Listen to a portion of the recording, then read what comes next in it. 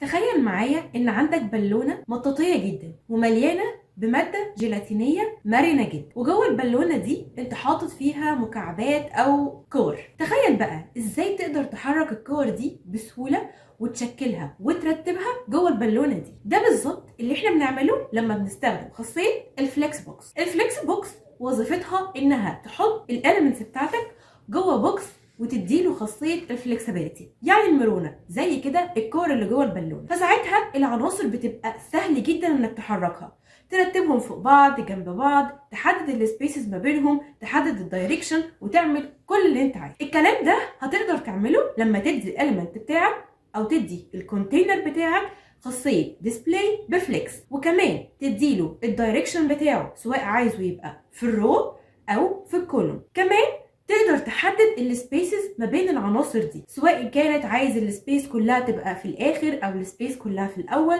او تبقى السبيسز ما بينهم.